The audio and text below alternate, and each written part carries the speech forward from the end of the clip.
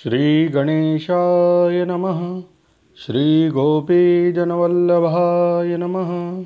श्रीमद्भागवत महापुराण प्रथम स्कंद अथ षष्ठोऽध्याय। नारद जी के पूर्व चरित्र का शेष भाग। श्री सूत जी कहते हैं, शौनक जी, देवर्षि नारद के जन्म और साधना की बात सुनकर सत्यवती नंदन भगवान श्री व्यास जी ने उनसे फिर यह प्रश्न किया। श्री व्यास जी ने पूछा, नारद जी, जब आपको ज्ञानोपदेश करने वाले महात्मागण चले गए तब आपने क्या किया? उस समय तो आपकी अवस्था बहुत छोटी थी। स्वयंभू, आपकी शेष आयु किस प्रकार व्यतीत हुई और मृत्यु के समय आपने किस विधि से अपने शरीर का परित्याग किया? देवर्षे, काल तो सभी वस्तुओं को नष्ट कर देता है। उसने आपके इस पूर्व कल्प की स्मृति का कैसे नाश नहीं किया? श्री नारद जी ने कहा, मुझे ज्ञानोपदेश करने वाले महात्मागण जब चले गए तब मैंने इस प्रकार अपना जीवन व्यतीत किया। यद्यपि उस समय मेरी अवस्था बहुत छोटी थी। मैं अपनी माँ का एकलौता लड़का था। एक तो वह स्त्री थी, दूसरी मूढ़ और तीसरे दासी थी।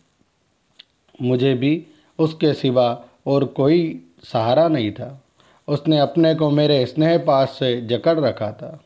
वे मेरे योगक्षेम की चिंता तो बहुत करती थी, परंतु पराधीन होने के कारण कुछ कर नहीं पाती थी। जैसे कठपुतली नचाने वाले की इच्छा के अनुसार ही नाचती है, वैसे ही ये सारा संसार ईश्वर के अधीन है।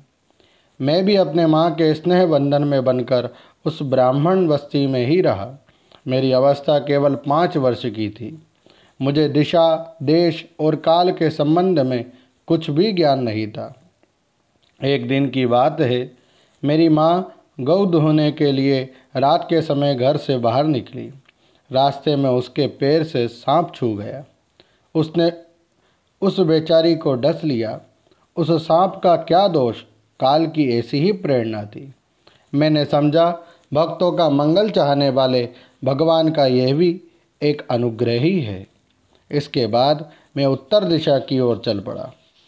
उस ओर मार्ग में मुझे अनेकों धन धान्य से संपन्न देश, नगर, गांव, अहीरों की चलती फिरती बस्तियां, खाने, खेड़े, नदी और पर्वतों के तटवर्ती पड़ाव, वाटिकाएं, वन, उपवन और रंग बिरंगी धातुओं से युक्त विचित्र पर्वत दिखाई पड़े। कहीं कहीं जंगली वृक्ष थे, जिनकी बड़ी बड़ी शाखाएं हाथियों ने तोड़ डाली।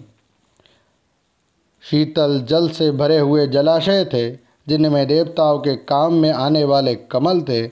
उन पर पक्षी तरह तरह की बोली बोल रहे थे और भंवरे मंडरा रहे थे। यह सब देखता हुआ मैं आगे बढ़ा।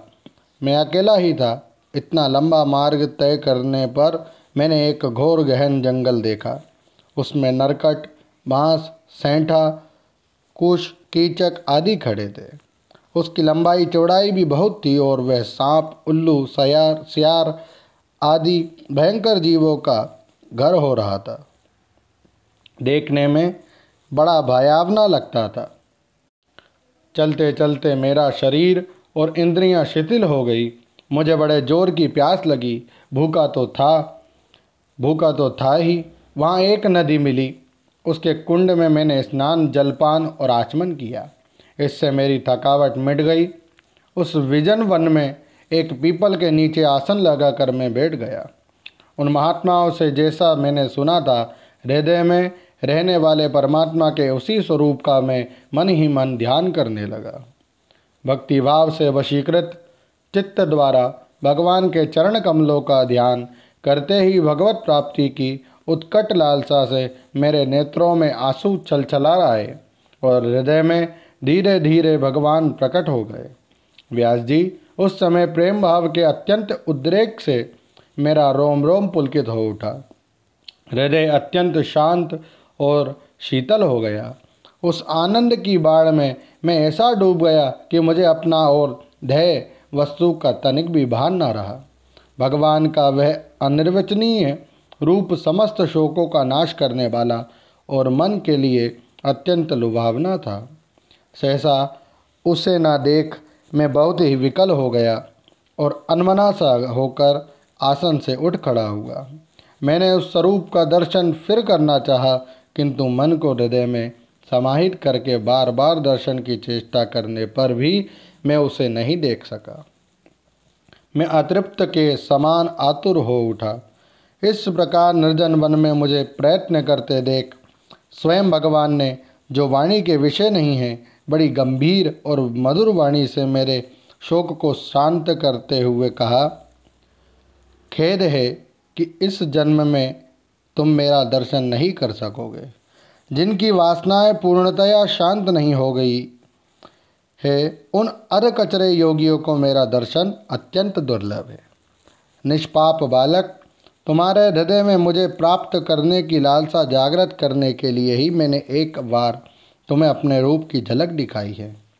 मुझे प्राप्त करने की आकांक्षा से युक्त साधक धीरे धीरे हृदय की संपूर्ण वासनाओं का भली भांति त्याग कर देता है। अल्पकालीन संत सेवा से ही तुम्हारी चित्तवृत्ति मुझ में स्थिर हो गई है। अब तुम इस प्राकृत मलिन शरीर को छोड़कर मेरे पार्षद हो जाओगे। मुझे प्राप्त करने का तुम्हारा ये दृढ़ निश्चय कभी किसी प्रकार नहीं टूटेगा। समस्त सृष्टि का प्रलय हो जाने पर भी मेरी कृपा से तुम्हें मेरी स्मृति बनी रहेगी। आकाश के समान अव्यक्त सर्वशक्तिमान महान परमात्मा इतना कहकर चुप हो रहे। उनकी इस कृपा का अनुभव करके मैंने उन श्रेष्ठों से भी श्रेष्ठतर भगवान को सिर झुकाकर प्रणाम किया।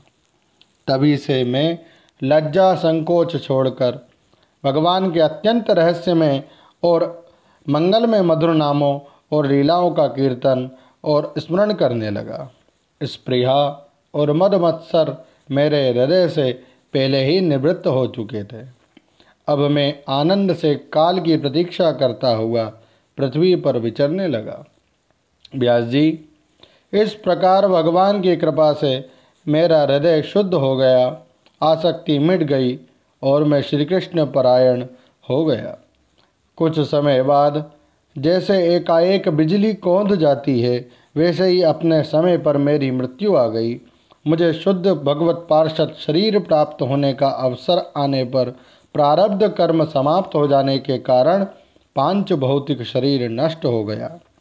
कल्प के अंत में जिस समय भगवान नारायण एकार्णव प्रलयकालीन समुद्र के जल में शयन करते हैं, उस समय उनके हृदय में शयन करने की इच्छा से इस सारी सृष्टि को समेटकर ब्रह्मा जी जब प्रवेश करने लगे, तब उनके श्वास के साथ मैं भी उनके हृदय में प्रवेश कर गया। 1 सहस्त्र चतुर्युगी बीत जाने पर जब ब्रह्मा जगे और उन्होंने सृष्टि की इच्छा की, तब उनकी इंद्रियों से मरीचि आदि ऋषियों के साथ मैं भी प्रकट हो गया।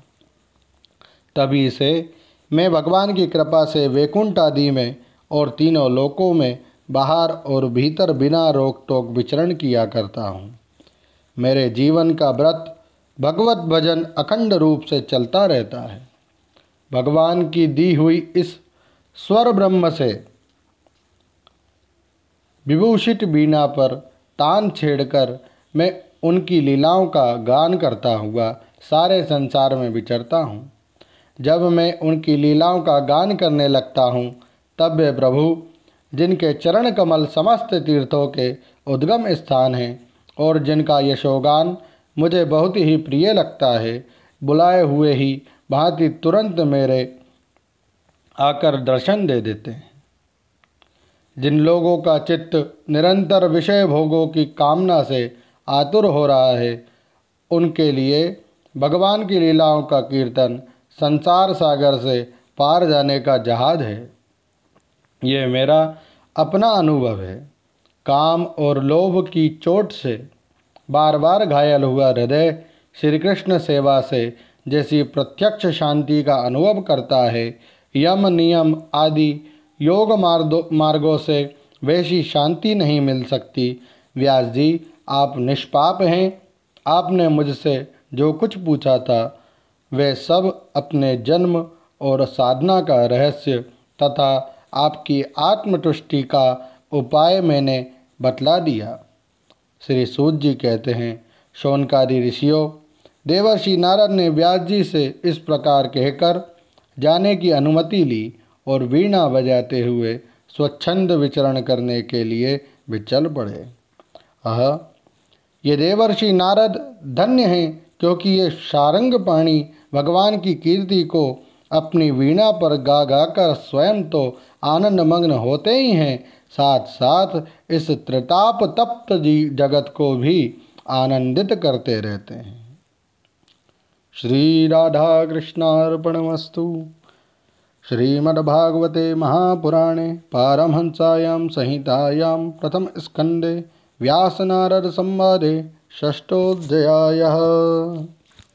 श्री राधा कृष्णार्पणमस्तु। स्वर ब्रह्म 7 प्रकार के बताए हैं। षडज, ऋषभ, गांधार, मध्यम, पंचम, धैवत और निषाद। ये सातों स्वर ब्रह्म व्यंजक होने के नाते ही ब्रह्मरूप कहे गए हैं। ओम नमो भगवते वासुदेवाय।